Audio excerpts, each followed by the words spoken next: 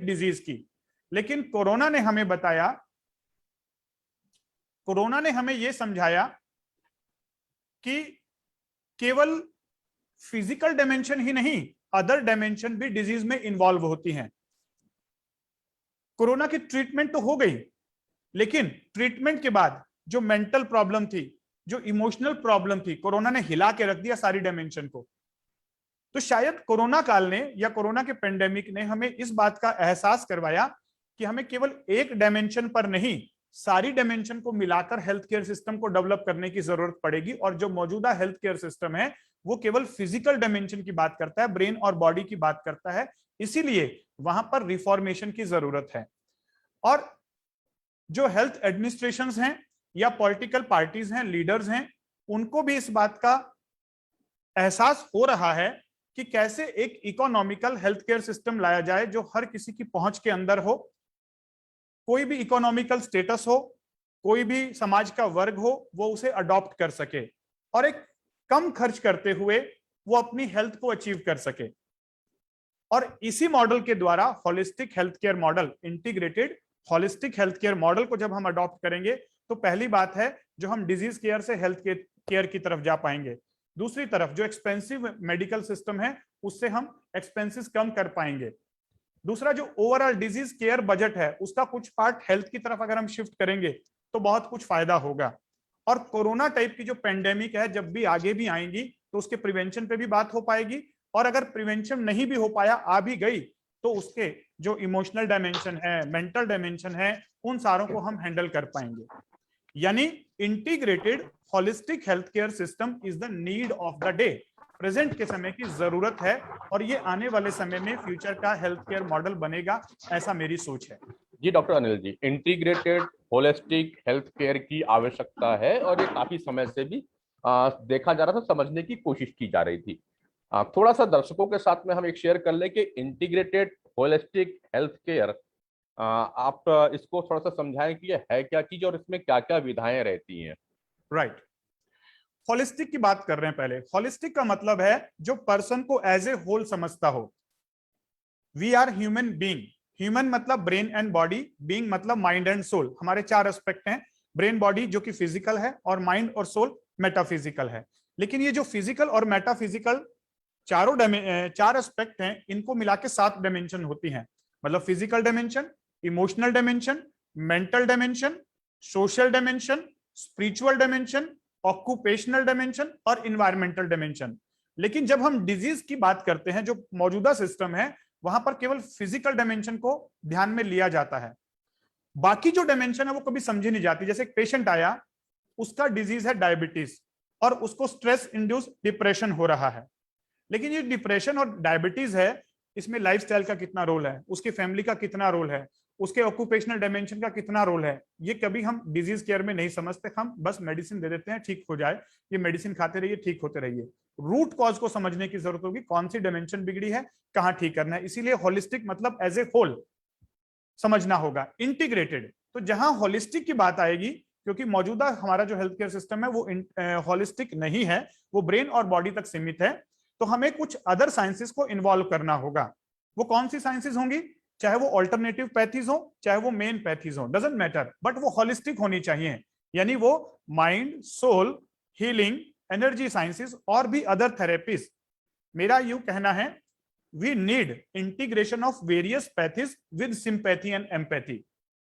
जब हम various pathies को लेकर आएंगे जो होलिस्टिक होंगी, तब एक कंप्लीट हेल्थ केयर मॉडल बनेगा, that is called integrated holistic health care. लेकिन इंटीग्रेशन का मतलब ये नहीं कि हमने सारी पैथीज को जोड़ के एक मिक्सोपैथी बना दिया। मिक्सोपैथी डिफरेंट, हमें यह समझना होगा कि इन पैथीज को कैसे इंटीग्रेट करें, कौन सी पैथी की कहां पर जरूरत है।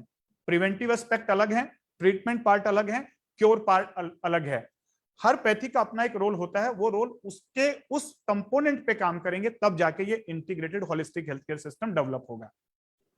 चला लगा से मैं इसी क्रम में थोड़ा देर को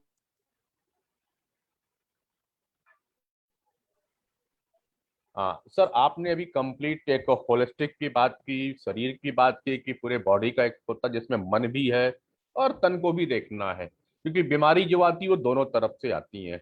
बिल्कुल। मैं इसी क्रम में कुछ कुछ बातें आयुर्वेद के चिकित्सक भी किया करते हैं। वो बोलते हैं हम पूरे शरीर को ही ठीक करने की बात करते हैं, जड़ से निकालने की बात करते हैं कि एक्चुअली बीमारी है कहाँ। तो मैं इस क्रम में थोड़ी देर के लिए डॉक्टर विवेक दुबे जी को भी शामिल करना चाहूंगा। डॉक्टर विवेक दुबे जी, मैं इनको पिन भी कर देता हूं ताकि ये भी स्क्रीन पर विजिबल हो सभी के लिए। हाँ, विवेक जी। डॉक्टर विवेक नमस्कार। दुबे जी। एक बार पुनः मेरा सभी को नमस्कार। डॉक्टर अनिल सर को, नितिन सर को, सभी को और नमस्कार। सभी चौपाल के श्रोताओं को मेरा नमस्कार। सर बिल्कुल सही कहा आपने। आयुर्वेद भी इसी विधा को मानता है और हमारे जो चिकित्सा या यूं कहिए आयुर्वेद विज्ञान का मूल आधार है, उसमें भी कहा गया है कि शरीर, इंद्रिय, सत्व और आत्मा, ये हमारे शरीर के 4 घटक जिनसे मिलके हमारी आयु बनती है। तो जब ये 4 घटकों से मिलके हमारी आयु बनती है तो स्वस्थ रहने के लिए इन चारों घटकों का पोषण होना चाहिए। शरीर का भी पोषण होना चाहिए, इंद्रिय का भी पोषण होना चाहिए, सत्व का भी पोषण होना चाहिए और आत्मा का भी पोषण होना चाहिए।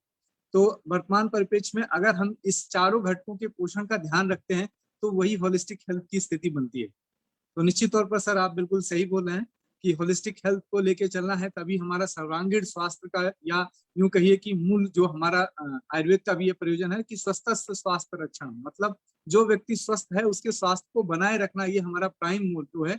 और डिजीज जो हो गई है उसको क्योर करना, ये सेकेंडरी मोटो। तो प्राइम इंपॉर्टेंस यही रहता है कि अगर हम अपने किसी भी समाज के बड़े वर्ग को बीमारी होने से बचा सकें तो शायद उसका और जो वर्क है या और जो उसके कर्म है उस पर वो ज्यादा फोकस हो सकता है। तो इस तरीके से यहाँ पे दोनों विज्ञान या यूं कहिए बिल्कुल डॉक्टर दुबे जी, मैं आपसे यहाँ पे एक प्रश्न करना चाहूंगा। जब आयुर्वेद की बात होती है, आयुर्वेद की दवाइयों की बात होती है, तो जनरली आयुर्वेदिक चिकित्सक ये कहते हैं कि हम व्यक्ति की प्रकृति को देख करके दवा देते हैं, है ना। तो ये प्रकृति क्या देखते हैं आप, क्या प्रकृति रहती है और क्या देख करके आप दवाई देते हैं? भाई पैथोलॉजिस्ट हमारे एलोपैथी में तो डॉक्टर जो है वो पैथोलॉजिस्ट रिपोर्ट के हिसाब से देख करके, सिम्टम के हिसाब करके दवाई दे देते हैं, और आप प्रकृति को देख कर देखते हैं। तो मैं जरा इसको समझना चाहूंगा कि प्रकृति क्या चीज है और इसकी क्या डेफिनेशन है आयुर्वेद में आपके। जी, बहुत अच्छा प्रश्न है सर। अभी सर ने कहा कि व्यक्ति के हर पक्ष का ध्यान करना चाहिए, जैसा उन्होंने डायबिटीज का एक उदाहरण दिया, मैं उसको आगे बढ़ाना चाहूंगा कि आयुर्वेद भी इसी तरीके से बहुत सारे परीक्षणों को ध्यान में रख के चिकित्सा करने के लिए कहता है। प्रकृति परीक्षण उसमें से एक परीक्षण है। वैसे तो आयुर्वेद दुष्यम, देशम, बलम, कालम, अनलम, प्रकृति वयम, ये आहार अवस्था, इन सब चीजों की परीक्षा करके फिर चिकित्सा करने की बात करता है। तो दूष्य, देश, बल, काल, अनिल, अनल, प्रकृति, आपका जो प्रश्न है मैं वहीं पे आता हूं सीधे प्रकृति की बात। प्रकृति का मतलब होता है कि हमारे यहाँ मूलभूत जो आपके शरीर के उत्पादक घटक हैं उसको हम प्रकृति कहते हैं। अर्थात जब गर्भ की उत्पत्ति होती है उसमें शुक्र, शोणित का और जीव, मतलब जो आत्मा का संयोग होता है, उस समय जिस स्थिति का निर्माण सबसे पहले होता है, जिसको हम बेसिक फ्रेमवर्क कहते हैं, जिसके आधार पर हमारा पूरा ये सड़ंग शरीर खड़ा होता है, वो सड़ंग शरीर में वो जो बेसिक फ्रेमवर्क आए मात्र पितृज भाव से या सूक्ष्म शरीर के रूप में, वो कैसे एक दूसरे के साथ जुड़ के किस तरीके का रचना और किस तरीके की मनोस्थिति बनाने जा रहे हैं, ये एक बीजारोपण उसी समय हो जाता है। तो इसलिए इसका मूल कहते हैं, इसको हमारी जो है काल, मतलब हमारी जो स्थिति है, इसमें हम इसको गर्भाशय प्रकृति की बात करते हैं। वैसे प्रकृति के कई सारे और भी आयाम हैं, जैसे जाति प्रसक्ता, कुल प्रसक्ता, वयानुपातनी, देशानुपातनी, प्रत्यात्मनीयता, इस तरीके से, और काल गर्भाशय, ये हमारे अलग अलग विभेद हो जाते हैं कि कोई देश के हिसाब से प्रकृति होती है, किसी वय या उम्र के हिसाब से प्रकृति होती है, किसी कुल के हिसाब से प्रकृति होती है। हर व्यक्ति की अपनी अलग अलग स्वयं की आत्म प्रकृति होती है। इसी तरीके से हमारे जो शुक्र शोणित संयोग होता है उस समय से उत्पन्न होने वाली प्रकृति होती है। तो हम लोग जो मूल चिकित्सा करते हैं उसमें इस चीज का, या यूं कहिए स्वास्थ्य की स्थिति में कोई व्यक्ति कैसे निरंतर स्वस्थ बना रहता है, जब उसके शारीरिक तत्व का बंधारण हमको पता हो कि वो कैसे बना है। जब तक उसका शारीरिक तत्व का बंधारण नहीं पता होगा तब तक उसका पोषण कैसे देना है इसका ज्ञान नहीं हो पाएगा। तो इसलिए आयुर्वेद कहता है सूक्ष्म सूक्ष्म समीक्ष एशाम दोष औषध निरूपण, मतलब इसका सूक्ष्म सूक्ष्म तरीके से परीक्षण करके दोष में औषध का निरूपण करना चाहिए, जिससे कि वो व्यक्ति सही ढंग से स्वस्थ रह सके। तो ये सर इस तरीके से प्रकृति है। बिल्कुल, धन्यवाद डॉक्टर साहब दुबे जी। डॉक्टर अनिल जी, हाँ जी। यहाँ पे प्रकृति की बात हुई, एक आयुर्वेद की विधा में जब मैंने बात की, अब जब कंप्लीट होल की आप बात कर रहे हैं तो उसमें भी तो हमारा जो शरीर है आयुर्वेद के हिसाब से 5 तत्वों का मिलके बना हुआ है। और जब पंच तत्वों की बात आएगी तो प्रकृति है। तो होलिस्टिक में आप इस प्रकृति को कैसे देखते हैं? बिल्कुल, बहुत अच्छा प्रश्न पूछा पांडे जी आपने। मैं कैसे करता हूं, जब पेशेंट मेरे पास आता है तो मैं उसका डिजीज का डायग्नोसिस नहीं बनाता, पर्सन को एज ए होल देखता हूं। यानी उसके सातों डायमेंशन के इशू पूछता हूं कि उसकी फैमिली में कोई इशू तो नहीं चल रहा है, उसके बिजनेस में कोई इशू तो नहीं चल रहे हैं, उसका स्पिरिचुअल लेवल कैसा है, सोशल लेवल कैसा है, उसका लाइफस्टाइल कैसा है, उसका स्वभाव कैसा है, चिड़चिड़ा है कैसा है। तो यहां पर जब हम उसको एज ए होल समझते हैं तो मैंने इसमें इंटीग्रेट किया है आयुर्वेदिक साइंस को, क्योंकि आयुर्वेद से अच्छा कोई साइंस नहीं है पर्सन की पर्सनैलिटी को समझने के लिए। इसलिए तो मैं कहता हूं कि हमें लड़ने की जरूरत ही नहीं है एलोपैथ आयुर्वेद को। आयुर्वेद की अपनी एक इंपॉर्टेंस है, उसे कहां पर ऐड करना है बस बहुत वो समझना है। तो मैं क्या करता हूं दुबे जी, कि जब पर्सन आता है हमारे पास तो उसको हम पर्सनैलिटी एनालिसिस के लिए यानी प्रकृति एनालिसिस के लिए क्वेश्चंस देते हैं, जिसके द्वारा उसका यूनिक साइकोसोमेटिक कॉन्स्टिट्यूशन निकल कर आता है और वो पर्सन भी समझता है कि ओके, मैं वात टाइप का इंसान हूं, इसीलिए मेरी थॉट्स हाइपर रहती हैं, इसीलिए मुझे बार बार ओवर थिंकिंग, नेगेटिव थिंकिंग होती है। उसको खुद भी अच्छा लगता है और एज ए डॉक्टर मैं भी समझ पाता हूं कि ये वात प्रवृत्ति का इंसान है। तो जब हम उसकी ट्रीटमेंट प्लान करते हैं तो उसके अंदर उसकी प्रकृति को ध्यान में रखा जाता है, लाइफस्टाइल मॉडिफिकेशन, डाइटरी मॉडिफिकेशन और अदर रिकमेंडेशंस देते हुए उसका प्रकृति एनालिसिस पर्सनलाइज्ड वे में काम करता है। इस प्रकार से हमने आयुर्वेद को इंटीग्रेट किया है एलोपैथिक साइंस के साथ, इस integrated holistic health care approach में पर्सनलाइज्ड कस्टमाइज्ड प्रकृति एनालिसिस के साथ। बिल्कुल डॉक्टर साहब, आपने इस बात को बताया। अब सूक्ष्मता की बात आती है, और जब सूक्ष्मता की बात आती है तो मैं मन की ओर चल देता हूँ कि मन से शायद सूक्ष्म कोई नहीं है। और जितनी बीमारियां आज आ रही हैं, खासकर मैं फिर से कोरोना के पीरियड पे आता हूँ, अगर कोरोना के पहले भी कई बीमारी मेंटल को लेकर के है। लोग अपने आप को यह मान लेते हैं कि मैं बीमार हूं। अब इसका इलाज एलोपैथ में जनरली रहता नहीं है, तुक्के के भाव पे। जब फ्रेंकली बोलूं, फर्क तुक्के के भाव में चलता है, इसको ये भी दे दो और उससे भी हो जाएगा। और चाहे वो डायबिटीज की बात, चाहे हाइपरटेंशन की बात हो, कई बार डॉक्टर साहब लोगों को सर की दर्द की शिकायत लेकर के आपके पास आते हैं, आप देखते हो चश्मा का नंबर नहीं, चश्मा भी नहीं लगा है, डॉक्टर सीटी स्कैन करा लेता है, उसको उसमें भी कोई चीज निकलती नहीं है, मगर उसके मन में एक चीज बनी हुई है कि मुझे तो बीमारी है। अब ऐसी कंडीशन में होलिस्टिक हेल्थ केयर का क्या रोल रहेगा? बिल्कुल ठीक कहा। कई बार पेशेंट ऐसा होता है कि बहुत सारे डॉक्टर्स के पास घूमने के बाद ये इंटीग्रेटेड होलिस्टिक हेल्थ केयर में आता है। वो कहता है सर मैंने सारे डॉक्टरों के चक्कर काट लिए, मेरी कोई डिजीज डायग्नोज नहीं हो रही है, और डॉक्टर ने मुझे साइकेट्रिस्ट के पास भेज दिया, लेकिन मुझे पता है कि मुझे साइकोलॉजिकल प्रॉब्लम नहीं है, मैं पूरा समझदार हूं, मुझे पता है कि मेरे इश्यूज क्या है, तो सर साइकेट्रिस्ट से मैं क्यों इलाज करवाऊं। उन्हें लगता है कि साइकेट्रिस्ट मतलब पागलपन की प्रॉब्लम। लेकिन ये जो प्रॉब्लम्स होती हैं ये उनके माइंड के लेवल पर होती हैं, यानी स्ट्रेस लेवल। मेरा ऐसा कहना है कि 80% डिजीज का जड़, 80 to 85% डिजीज का जड़ या तो लाइफस्टाइल में है और या माइंड में है। और आज की डेट में दोनों ही आपस में मिले हुए हैं। माइंड से तो हम स्ट्रेस में हैं ही, मेंटल डायमेंशन हमारी बिगड़ी हुई है, इमोशनल्स बिगड़ी हुई हैं, और इमोशनल इश्यूज के साथ साथ मेंटल स्ट्रेस जो है उसके साथ साथ लाइफस्टाइल भी बिगड़ा हुआ है। तो 60 to 70% काम तो यहीं से ठीक हो जाता है अगर आप लाइफस्टाइल ठीक कर लेते हैं, अपना मेंटल स्ट्रेस ठीक कर लेते हैं और इमोशनल वेलनेस ले आते हैं। ये 3 डायमेंशन अगर हम थोड़ा ठीक कर दें ना, लाइफस्टाइल ठीक कर दें, मेंटली स्ट्रेस कम कर दें और इमोशनल डायमेंशन पे उसे कुछ समझ बढ़ा दें ताकि वो अपने माइंड के इश्यूज को सॉर्ट आउट कर सके, तो 60 to 70% रिजल्ट यहीं पर आ जाता है। लेकिन इतना आसान नहीं होता कि हम उसको ऐसे ही कर दें, पहले समझना पड़ता है उसका प्रकृति, फिर उसका lifestyle modification, dietary modification, sleep बहुत इंपॉर्टेंट पार्ट है। अगर स्लीप डिस्टर्ब है तो हेडेक होगा ही होगा। वो सोते ही 3 बजे हैं पर्सन जी, जो महाशय जी मेरे पास आए हैं, वो सोते ही 3 बजे हैं और बोलते हैं कि सर मुझे तो सुबह सर दर्द होता है, तो वो तो होगा ही होगा, चाहे वो कितना ही पैरासीटामोल खा ले, डाइक्लोफेनिक खा ले या कोई भी पेन किलर इंजेक्शन ले ले, कोई इलाज नहीं है उसका। जब तक वो अपनी दिनचर्या का बायोलॉजिकल क्लॉक ठीक नहीं करेगा। सोने का सही समय है 11 बजे, 10 से 11 के बीच में हमें सो ही जाना है और सुबह 5 बजे तक सोना ही है, 4 से 5 के बीच में उठने का समय है। तो ये बायोलॉजिकल क्लॉक हमारे अंदर लगा है, तो जब तक हम उसे ठीक नहीं करेंगे तो उसका हेडेक ठीक नहीं होगा। अगर उसको किसी प्रकार का तनाव चल रहा है, मान लीजिए वो अपने बच्चे को लेकर तनाव में है कि उसका एडमिशन नहीं हो रहा है बच्चे का, अब जब तक ये वो या तो ये ना समझे ये तनाव की वजह से सरदर्द है, या वो तनाव को ठीक ना करे और या फिर बच्चे को ठीक ना करे, तब तक उसका सरदर्द ठीक नहीं होगा। तो हम क्या करते हैं, उसे समझा देते हैं कि भाई आपका तनाव जो है ये कारण है, या तो आप इस तनाव को ना लें, या फिर जो आप कर सकते हो करके दिखाइए। यानी दो प्रकार के इश्यूज होते हैं लाइफ में, या तो ऐसे जिनको हम बदल नहीं सकते, तो उन्हें क्या करना पड़ता है, एक्सेप्ट करना पड़ता है, और या फिर जिन्हें बदल सकते हैं तो फिर उन्हें बदलिए। अगर आप रात को लेट सो रहे हैं तो उसे बदलिए, लेकिन बच्चे का एडमिशन नहीं हो रहा है, उसको नहीं बदल सकते, उसे एक्सेप्ट करिए कि नहीं हो रहा है तो कोई बात नहीं, अगले साल होगा। उसकी वजह से बीमारी मत पैदा कीजिए।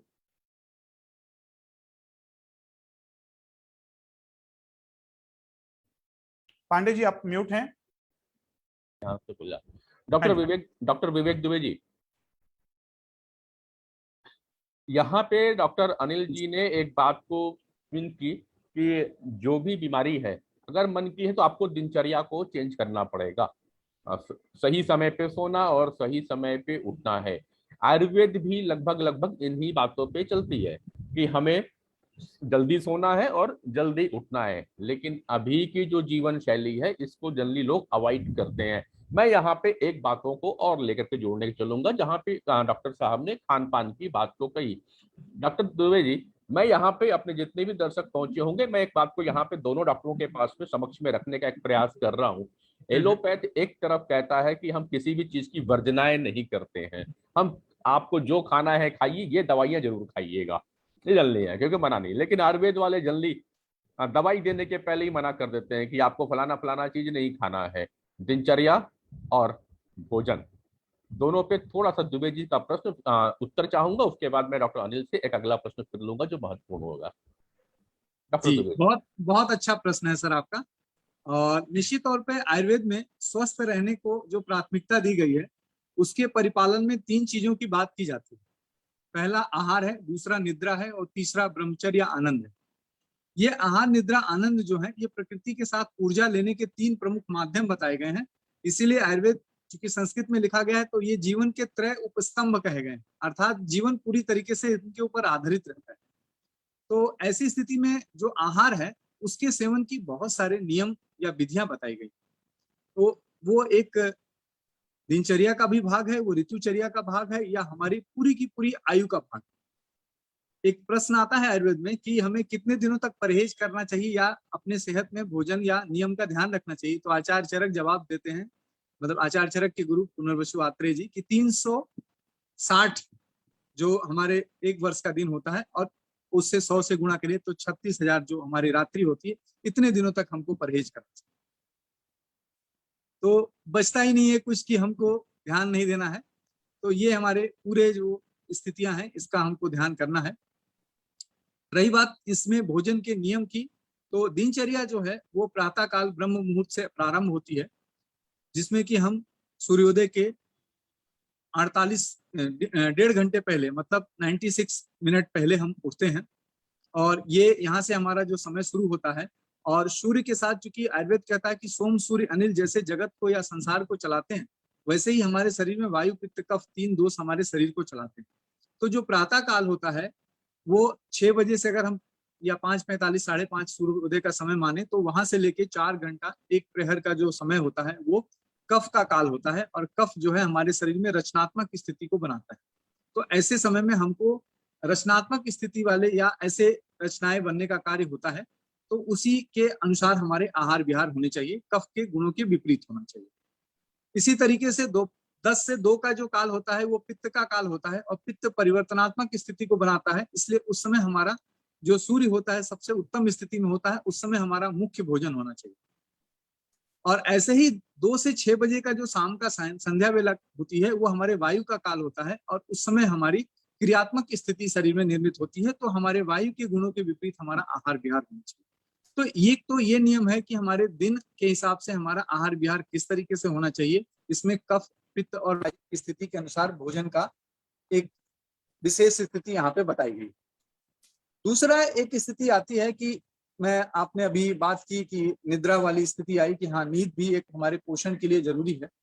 तो आहार का जैसे नियम है कि आहार हमारे 8 आहार विधि विशेष आयतन बताए गए, 8 नियम बताए गए हैं जिनका पालन करके हमें भोजन लेना चाहिए। उसमें आहार की प्रकृति है ना, आहार का जो संयोजन है, उसको कैसे बनाना है, उसके हिसाब से आहार की जो मात्रा है उसके हिसाब से, आहार को किसके साथ संयोग करना है उसके हिसाब से, कौन व्यक्ति आहार ले रहा है उसके हिसाब से, ये जो है हमारी प्रकृति, करण, संयोग, मात्रा, देश, काल, इन सब चीजों का विचार करके आहार लेना है। ये 8 आहार के नियम बताएं। और तो और एक छोटी सी बात, चूंकि चर्चा है, ज्यादा इसमें समय नहीं लूंगा, कि हमारे यहाँ टेबल मैनर, जिसको हम भोजन का नियम कहते हैं, उसमें 12 प्रकार के विचार बताए गए। और आजकल हम सारी चर्चाएं भोजन पे करते हैं या भोजन की मेज पे मिलते हैं तब एक दूसरे से बात करते हैं। और आयुर्वेद कहता है ना अति द्रुतम ना अति विलंबितम ना जल्पेत ना हसेत तन्मना भुजित।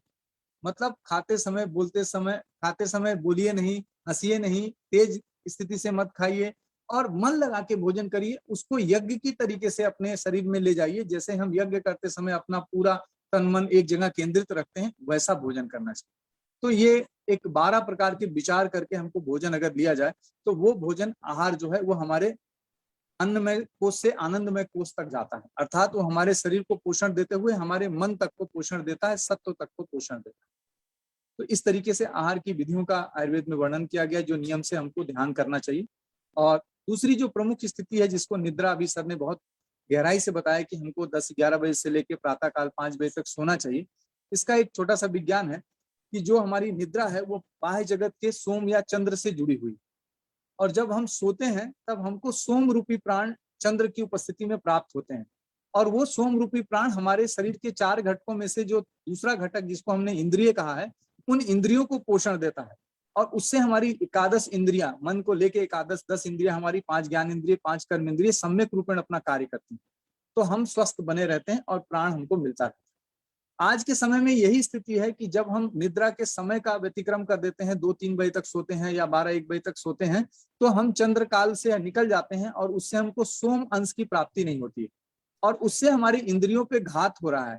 तो आप देखिए, जो इंद्रियों की स्थिति पहले 50-60 साल में लोगों को इंद्रिय की कमजोरी महसूस होती थी, चाहे चलने फिरने में परेशानी, चाहे पकड़ने में परेशानी, चाहे बोलने में परेशानी, चाहे सुनने में परेशानी, चाहे देखने में परेशानी, अब वो 40 साल की उम्र में होने लगा, क्योंकि हमने निद्रा का इतना व्यतिक्रम कर दिया है कि उससे जो सोम रूपी प्राण मिलके इंद्रियों का पोषण हो रहा था, वो पोषण अभी बिगड़ने लगा है।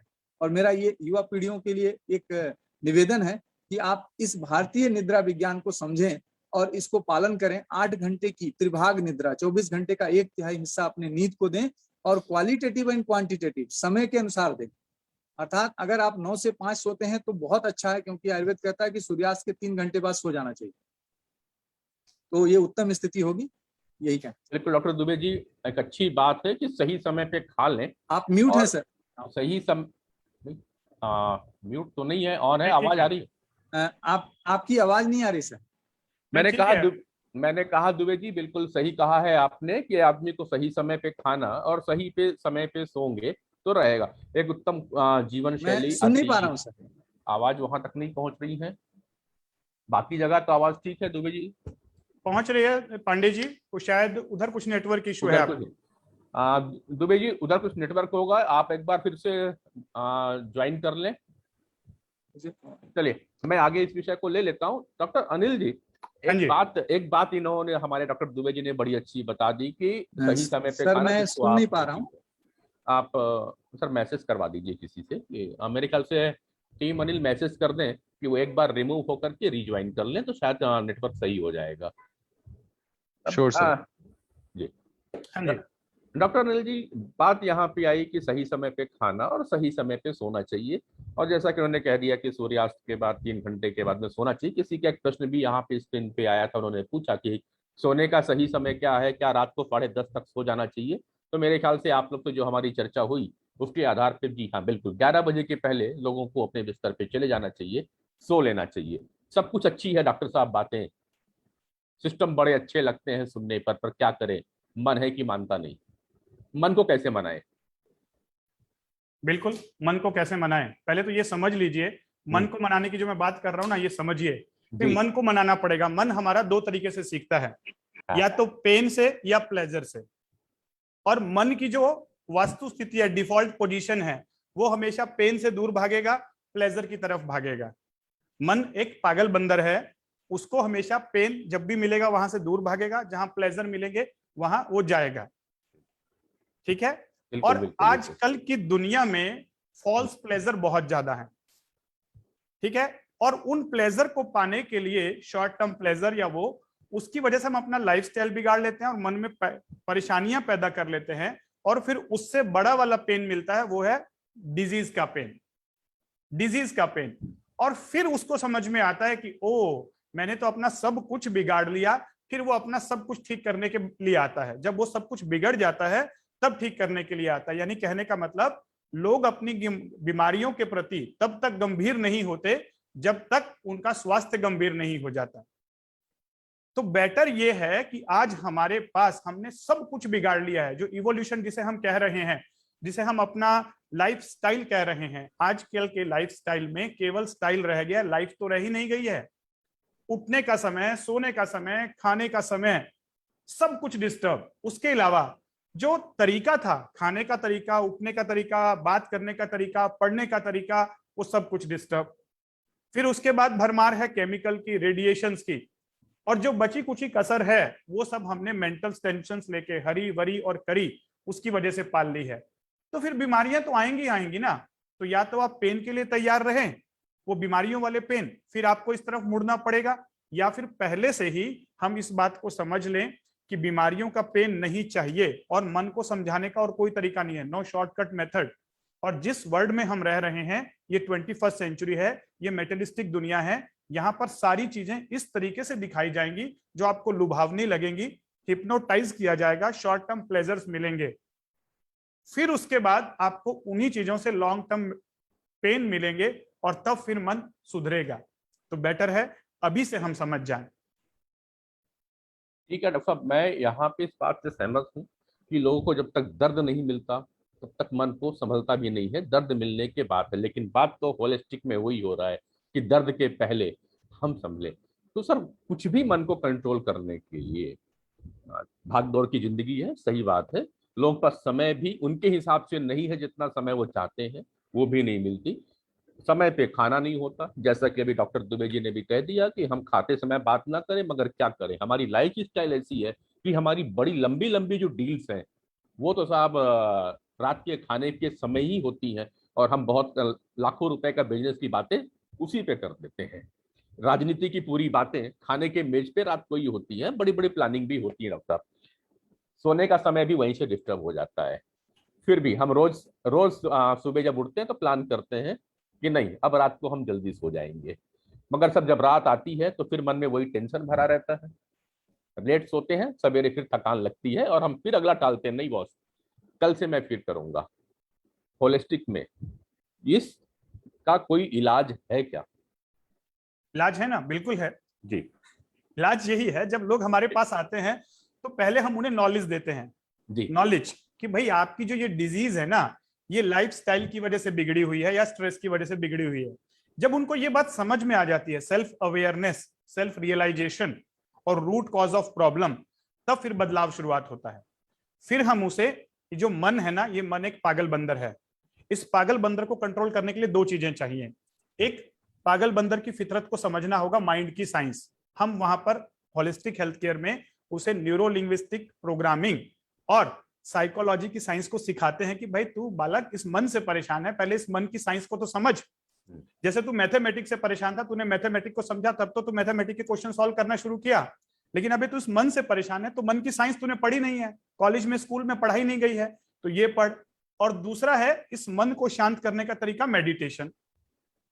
मेडिटेशन तुम कर नहीं रहे हो, माइंड की साइंस जानते नहीं हो, और तनाव इतना ले रहे हो लाइफ का, सारे झमेले तुम्हारी लाइफ में हैं, लाइफस्टाइल बिगड़ा हुआ है, तो फिर तो बीमारियां आएंगी ही आएंगी। और इतना जब समझ उसको बनती है ना, तो फिर वो चेंज होता है, फिर वो बदलाव लाता है, फिर वो सारी चीजें करता है। लेकिन ये उसी को समझ में आता है जिसको बीमारियां हो गई हैं। जब तक बीमारी नहीं होती, शायद 2 से 3% लोग ही अपना लाइफस्टाइल ठीक रखते हैं, चलने दो। तो जैसे विवेक दुबे जी ने भी कहा, डॉक्टर विवेक दुबे ने, कि लाइफस्टाइल को बदलाव करना जरूरी है। पांडे जी, प्रॉब्लम ये आ रही है कि ये जो सच बातें हैं, ये कोई सामने ला ही नहीं रहा है। सब लोग ये समझ रहे हैं बस गोली ही इलाज है, सर्जरी ही इलाज है, दवाइयां ही इलाज हैं। लेकिन जब इन चीजों को प्रैक्टिकल वे में लाया जाता है, और right knowledge is the only solution, wrong thinking is the root cause of all problem and right knowledge is the real solution, ये गीता में भी कहा गया है।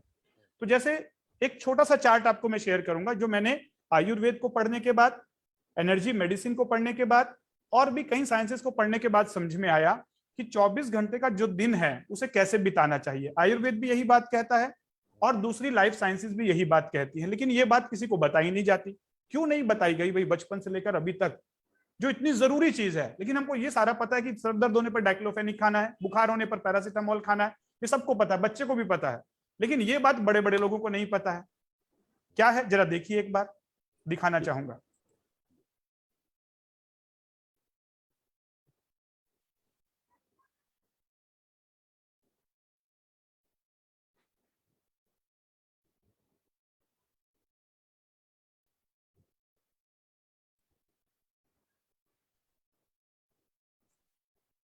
आप ये चार्ट देख पा रहे हैं?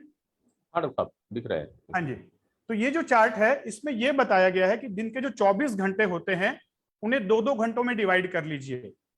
क्यों ऐसा? क्योंकि हमारे शरीर में 12 मेरिडियंस होती हैं और हर मेरिडियन में 2 घंटे लाइफ फोर्स एनर्जी, ऊर्जा का प्रवाह होता है। और जिस समय जिस लाइफ फोर्स एनर्जी जिस चैनल में होती है उसके अकॉर्डिंगली हमें काम करना है। तो जैसे दुबे जी ने भी बताया कि उठने का समय कौन सा होना चाहिए, 5 बजे से लेकर 7 बजे तक। क्यों? क्योंकि इस समय हमारी लार्ज इंटेस्टाइन के अंदर लाइफ फोर्स एनर्जी मूव कर रही होती है। तो अगर हम इस समय उठेंगे तो मोशन बहुत अच्छे से पास होगा, नहीं तो कॉन्स्टिपेशन होगा ही होगा। लेकिन हो क्या रहा है, लोग 7 बजे से लेकर 10 बजे के बीच में उठते हैं और फिर कहते हैं सर मुझे कॉन्स्टिपेशन की शिकायत है, क्योंकि उस समय तक लार्ज इंटेस्टाइन में से मोशंस बंद हो चुके होते हैं।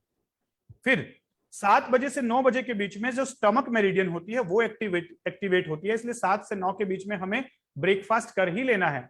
लेकिन हम ब्रेकफास्ट करते हैं 9 से 11 के बीच में, तो उस समय स्टमक की अग्नि जो है वो कम हो चुकी होती है, फिर आपको इनडाइजेशन होगा। 9 से 11 का जो समय है वो स्प्लीन एक्टिवेट होती है और इस समय हमें अपने ऑफिस में पहुंचकर जो टू डू लिस्ट है और जो भी अपने रूटीन के वर्क हैं वो शुरू कर देने चाहिए, क्योंकि इस समय हम हाईली एनर्जेटिक होते हैं। लेकिन हम ऑफिस भी पहुंचते ही लेट हैं, 12 साढ़े 12। 11 से 1 के बीच का जो समय होता है वो होता है अपने दूसरे लोगों के साथ कम्युनिकेशन का, चाहे वो आपके क्लाइंट हो चाहे आपकी पर्सनल मीटिंग्स हो, क्योंकि इस समय हार्ट मेरिडियन एक्टिवेट होता है और इस समय हम लोगों के साथ जितना अच्छा बात करेंगे उतना अच्छा इफेक्ट आएगा, यानी लोग हमारे साथ बहुत अच्छे से जुड़ पाएंगे। तो ये 9 से 1 का जो समय है ये आपको ऑफिस के अंदर अपने प्रोडक्टिव वर्क में यूज करना है, अपने कैरियर में, अपने प्रोफेशन में। 1 से 3 के बीच में स्मॉल इंटेस्टाइन एक्टिवेट होती है, इस समय लंच का समय है, लंच इस समय तक ले लेना है। लेकिन अगर 3 बजे के बाद आप लंच ले रहे हैं तो फिर आपको अगेन फिर एसिडिटी और गैस्ट्रिक प्रॉब्लम्स होंगी। और 3 से 7 ये जो 2 हैं, 3 से 5 और 5 से 7, यहाँ पे ब्लैडर और किडनी मेरिडियन एक्टिवेट होती हैं। इस समय हमारा माइंड, ब्रेन बहुत सुपर एक्टिव होता है। इस समय हमें ज्ञान अर्जन करना चाहिए, नॉलेज लेना चाहिए या नॉलेज शेयरिंग करनी चाहिए, यानी पढ़ाई लिखाई से रिलेटेड काम या लर्निंग वाले काम इस समय करने चाहिए। 7 से 9 पेरिकार्डियम, ये जो हार्ट के आसपास का एरिया है, ये एक्टिवेट होता है। ये समय है आपको अपने फैमिली मेंबर के साथ लव शो करने का। तो 7 से 9 के बीच में आप अपने फैमिली के साथ समय बिताएं और इसी समय डिनर ले लें, और डिनर फैमिली के साथ लें, ताकि उस समय आप लव और कम्युनिकेशन भी करेंगे, लोगों के साथ रिलेशनशिप अच्छा होगा, आपके फैमिली के साथ बॉन्डिंग बनेगी, क्योंकि हमारी बॉडी में से लव एमिट हो रहा होता है उस समय। और साथ में डिनर एक्टिव जब होगा तो आपका डाइजेस्टिव फायर भी इसी समय एक्टिव होता है। 9 से 11 जो है ट्रिपल बर्नर, ये एक मेरिडियन होती है जो मेटाबॉलिक प्रोसेस करती है। इस समय जो आपने खाना खाया ये पूरा का पूरा आपके बॉडी के अंदर मेटाबॉलिक प्रोसेस में चला गया है। इस समय आप रीडिंग कर सकते हैं या जो भी बातें हैं, जो भी आपको काम करने हैं, अगले दिन की मीटिंग है, जैसा आपने पांडे जी कहा, पॉलिटिक्स को लेकर डिस्कशन, उल जलूल बेफिजूल बातें नहीं, अच्छी बातें, काम की बातें जो भी करनी है इस समय तक कर लीजिए। लेकिन 11 बजे के से लेकर 5 बजे तक ये मिनिमम 6 घंटे तो सोना ही है, क्योंकि इस समय हमारे बॉडी का हाउस कीपिंग चल रहा होता है। और ये हाउस कीपिंग 3 शिफ्ट में चलता है। पहला हाउस कीपिंग करता है गॉल ब्लैडर, वो अपनी बॉडी में से डिटॉक्सिफिकेशन प्रोसेस करता है 11 से 1 बजे के बीच में। जो लोग 11 से 1 के बीच में भी नहीं सोएंगे उन्हें गॉल ब्लैडर और लीवर से रिलेटेड प्रॉब्लम आएगी।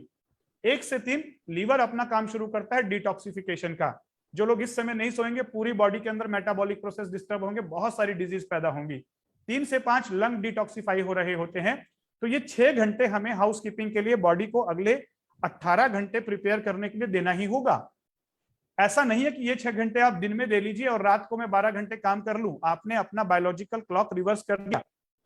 दूसरी बात, जो लोग आजकल 11 बजे के आसपास अपना मोबाइल शुरू कर देते हैं और उसमें से वो ब्लू लाइट एक्टिवेट हो जाती है, वो हमारे आईज के रेटिना के लिए भी हार्मफुल है। और पीनियल ग्लैंड जिसके अंदर से मेलाटोनिन सीक्रेट होना चाहिए 11 बजे के आसपास, उसको उल्टा रिवर्स कर देता है, फिर से कॉर्टिसोल बढ़ना शुरू हो जाता है। तो एक स्लीप का क्वालिटी खत्म हो जाएगा। और जो मेलाटोनिन 6 घंटे सुबह तक एक्टिवेट जाना चाहिए, हाईएस्ट क्वांटिटी में होना चाहिए, वो जब नहीं होगा तो आपकी बॉडी हील नहीं होगी। स्लीप के दौरान हम 3 चीजें करते हैं। एक हमारा मेटाबॉलिक हाउसकीपिंग होता है, दूसरा हमारा मेमोरी प्रोसेस, ब्रेन के अंदर कंपार्टमेंटाइजेशन होता है कि जितना हमने सीखा उसको प्रोसेसिंग होकर स्टोर होना, और तीसरा होता है कि बॉडी के अंदर जितना हमने वियर एंड टीयर किया, डैमेज किया दिन भर में, वो सारों को बॉडी हील करती है। अगर आपकी 6 से 7 घंटे की नींद रात को नहीं हो रही है, मेमोरी प्रोसेस में डिस्टर्ब होगा, हीलिंग अच्छा नहीं होगा और बहुत सारे डिजीज आपकी बॉडी में आ जाएंगे क्योंकि हाउसकीपिंग बॉडी का प्रॉपर हुआ ही नहीं। ये इतनी सी साइंस अगर कोई समझ ले, और हर बच्चे को समझानी चाहिए ताकि वो अपना लाइफस्टाइल ठीक कर सके। और हम बच्चों को भी डांट रहे हैं, बेटा जल्दी सो जाओ, सुबह जल्दी उठो, लेकिन ये साइंस किसी को नहीं समझा रहे हैं। तो मेरा कहने का मतलब यह है कि इंटीग्रेटेड होलिस्टिक हेल्थ केयर में हमें लाइफस्टाइल से रिलेटेड और इस प्रकार की साइंसेस को जोड़ना होगा। और हमारा भारतवर्ष, हमारा ट्रेडिशनल साइंसेस, आयुर्वेद, नेचुरोपैथ, इनका खजाना है। हमारा इंडिया तो एक मॉडल लेकर आ सकता है पूरे भारत, पूरे वर्ल्ड के लिए, कि कैसे ये इंटीग्रेटेड किए जाएं अदर ब्रांचेस को, प्रिवेंटिव एस्पेक्ट्स में, क्यूरेटिव एस्पेक्ट्स में, लाइफस्टाइल को ठीक करने के लिए। केवल डिजीज की क्यों बात हो रही है, हेल्थ मेंटेनेंस की बात क्यों नहीं होती? मतलब कुल मिलाकर के इंटीग्रेटेड होलिस्टिक हेल्थ केयर को अगर समझे तो ये बात कर रहा है हेल्थ मेंटेनेंस की, राइट। हम इसे बीमारी की बात नहीं कर रहे, यहाँ कोई बीमारी की बात नहीं होती, यहाँ कोई बीमारी का इलाज भी ना बोला जाए। हम नहीं, ऐसा नहीं है पांडे जी। अगर डिजीज हो गई है तो डिजीज को कैसे रिवर्स करना है ये भी आपको इंटीग्रेटेड होलिस्टिक हेल्थ केयर बताता है। हाँ। लेकिन केवल आपको मेडिसिन नहीं, कुछ लोग आयुर्वेद में आते हैं, सर मुझे टेबलेट दे दीजिए। मैं कहता हूं अंडरस्टैंड आयुर्वेदा बियॉन्ड चूर्ण एंड वटी। आयुर्वेदा चूर्ण और वटी नहीं है केवल, उसके बियॉन्ड लाइफस्टाइल भी है, उसके बियॉन्ड माइंड की बात भी करता है। ऐसे ही लोग कहते हैं सर वो आसन करवा दीजिए थोड़ा सा ठीक हो जाएंगे। आसन से नहीं होगा, योगा बियॉन्ड मैट। समझिए तो योगा को, ये हमारी साइंस है, कोई समझ नहीं रहे हैं हम, और समझकर इनकी समझ लाकर इन्हें हमें लाइफ में इंप्लीमेंट करना है, प्रैक्टिकल वे में, थ्योरेटिकल में नहीं। चलिए, आपने भी एक चीज अच्छी बोल दी डॉक्टर साहब, इसको समझ नहीं पा रहे हैं। लगभग 5000 वर्ष से पूर्व से आयुर्वेद चल रहा है। मैं मतलब एक दिन डॉक्टर दुबे जी से चर्चा ही कर रहा था कि आयुर्वेद तो तब से है जब हमने ऋग्वेद और अथर्ववेद को पढ़ना चालू किया था। अथर्ववेद में सबसे पहला उपवेद के नाम में आयुर्वेद आ गया था। इतना पुराना है, फिर भी आयुर्वेद को समझाने में इतना वक्त क्यों लग रहा है? थोड़ा सा डॉक्टर दुबे जी से भी जान लेते हैं कि साहब दुबे जी। जी सर। सर प्रथम मैं सर को बहुत अंतःकरण से बधाई दूंगा सर। आपने आयुर्वेद को ना समझा है, बल्कि बहुत अच्छे से आप इसको अपने चिकित्सा कर्म में भी बहुत अच्छे तरीके से लोगों के, आम जनमानस के उन्मूलन के लिए इसका प्रयोग कर रहे हैं सर। ये बहुत आप बधाई के पात्र हैं सर। थैंक यू जी। और निश्चित तौर पर आयुर्वेद जो है, हमने जैसे बहुत सारी चर्चाएं होती हैं, तो आयुर्वेद मुख्य रूप से समाज के मूल धारा से बिछड़ने का या दूर होने का कारण इसका हमारे प्रारंभिक शिक्षा स्थिति में नहीं होना है। अगर ये हमारे प्रारंभिक शिक्षण स्थिति में अगर इसका प्रादुर्भाव या आविर्भाव रह जाए तो बहुत अच्छी स्थिति से हमारे बच्चे या हम लोग इस स्थिति को बहुत अच्छे से शुरुआती दौर में समझ सकते हैं और हम इसको अपने दैनिक जीवन में प्रयोग में ले आ सकते हैं और इसके विज्ञान के सहित प्रयोग में ले आ सकते हैं। जैसा कि सर ने कहा कि आयुर्वेद चूर्ण या पाउडर से आगे बढ़ के है और बहुत हद तक चिकित्सीय परिप्रेक्ष्य में हम अगर आयुर्वेद की बात करें तो बहुत बड़ा विस्तार है इसमें चिकित्सीय दृष्टिकोण का भी। ज्यादातर चूंकि चर्चाएं लाइफस्टाइल डिसऑर्डर या यूं कहिए स्वास्थ्य संरक्षण के लेवल पे ही आयुर्वेद की रह जाती है, लेकिन अगर हम इसका चिकित्सीय दृष्टिकोण देखें तो वो भी बहुत व्यापक है। तो इस स्थिति से हम आयुर्वेद को अगर ले जाएं और आम लोगों को नियमित रूप से इसके बारे में शिक्षित करें, जो सर कर रहे हैं, तो शिक्षित करने से हमारा बहुत बड़ा कार्य आसान हो जाता है, क्योंकि जिस चीज का विज्ञान लोगों को पता रहता है उसको फिर अपनाना बहुत आसान हो जाता है। ये सोना क्यों है, ये जागना क्यों है, इस भोजन को ऐसे क्यों लेना है, इस सारी स्थितियों को, जैसा कि सर बोल रहे थे, मैं बहुत गहराई से सुन रहा था कि एक आयुर्वेद में इसको श्रेय और प्रेय कहा गया। क्या चीज श्रेष्ठ है और क्या चीज प्रिय है, क्या चीज इच्छा है और क्या चीज ऐषणा है, इसको बहुत गहराई से आयुर्वेद में बताया गया। और मूल व्याधियों का एक कारण बताया गया। मूल व्याधियों के 3 ही कारण आयुर्वेद ने बताए हैं: अशात्म इंद्रियात संयोग, प्रज्ञा अपराध और परिणाम।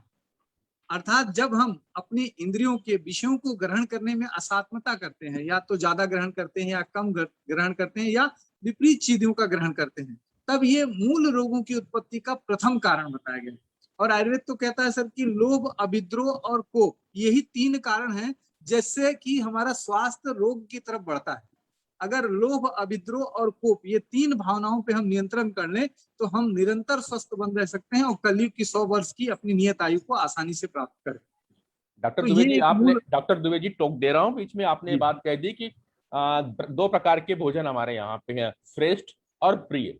और साहब, जो प्रिय है हम उसी को श्रेष्ठ मानते हैं। जी जी, तो आप ये थोड़ा सा श्रेष्ठ वाली बात भी बता दीजिए हमें। जी जी, बिल्कुल सही बात है। हमारे यहाँ आयुर्वेद में जो भोजन का सिद्धांत है उसमें पोषण के साथ पाचन को बहुत महत्व दिया गया है। जो चीज पोषण वाली हो और साथ में लघु सुपाच्य हो के हमारे शरीर का भाग बन जाए, वही आयुर्वेद में श्रेष्ठ कही गई। तो इसके लिए बहुत सारे हितकर द्रव्यों की एक लिस्टिंग है, जैसे दालों में मूंग की दाल, चावल में लाल चावल, या नमक में सेंधा नमक, या इस तरीके से स्नेहों में घृत। ऐसी बहुत लंबी लिस्ट है जिसको कि हम लोगों को एजुकेट कर सकते हैं या जानकारी में रख सकते हैं, और आम भारतीय इसको जानता भी है। बहुत सारे हमारे घरों में जो परंपरा की स्थिति में भोजन निर्माण की परंपरा रही है, जो रंधना विधि रही है, उसमें ये सारी चीजें नियम से प्रयोग में आती थी। कहीं ना कहीं अभी वो जो पारंपरिक ज्ञान का अभाव जो कमजोर होता गया, उसकी वजह से भी हम यहाँ पे अपने स्वास्थ्य संरक्षण में सफल नहीं रह पा रहे हैं। तो ये सारी चीजें हितकर द्रव्यों की स्थिति है जो भारत में। और दूसरा एक भोजन का सामान्य नियम आयुर्वेद कहता है कि, जैसा सर ने अभी बता दिया है, मैं उसको दोहराऊंगा नहीं, सिर्फ एक बल देने के लिए इसको बोल रहा हूँ कि हमारे दिनचर्या के अनुसार भोजन होना चाहिए, ऋतुचर्या के अनुसार हमारा भोजन होना चाहिए, हमारे वय के अनुसार हमारा भोजन होना चाहिए, हमारे कर्म के अनुसार भोजन होना चाहिए। और देखने में ऐसा आता है कि हम कर्म, जो कि एक व्यक्ति, ये किसी के ऊपर कोई दोषारोपण नहीं है, इसको अन्यथा ना ले, लेकिन कर्म की स्थिति में भोजन कैसे बिगड़ा है कि एक तरफ तो हम एसी में बैठे हुए हैं और शिथिलता कारक कर्म कर रहे हैं, और हम जो भोजन लेते हैं उसमें काजू बादाम इत्यादि पोषण से भरे हुए अनाज लेते हैं, और हमारे कार्य क्षमता में हम कोई व्यायाम इत्यादि कार्य ऐसा नहीं करते हैं जिससे कि वो पचन को प्राप्त हो। तो ये देखा जाता है कि ऐसी स्थिति में जो लोग पोषण का बहुत ज्यादा एक्स्ट्रा लोडिंग अपने ऊपर कर रहे हैं, उनको जीवन शैली जन बीमारियां हो जा रही हैं, डायबिटीज, हाइपरटेंशन, थायराइड या ओबेसिटी या तरह तरह के। और दूसरा एक वर्ग है जो कि खेतों में काम कर रहा है और बहुत अच्छे से काम कर रहा है, खूब मेहनत करता है, और वहां पे जहां पे उसको अच्छे पोषकांश की जरूरत है तो वो क्या लेता है, भुने हुए अनाज, सूखे हुए अनाज, इस तरीके की भोजन लेता है, और वहां पे वो हीन पोषण का शिकार हो जाता है और उसको कुपोषण जन बीमारियां हो जाती है।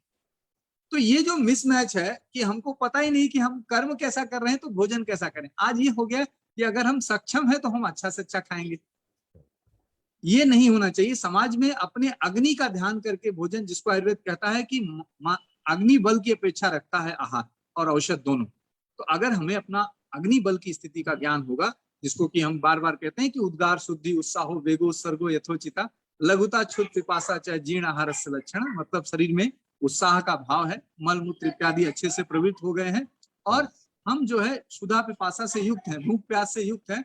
तो ऐसी स्थिति में हम भोजन लेने के अधिकारी हैं, या अच्छे से आहार ग्रहण करने, अच्छा आहार मतलब 1/4 हिस्सा खाली छोड़ के ग्रहण करना है, 25% हमको हमेशा खाली रखना है।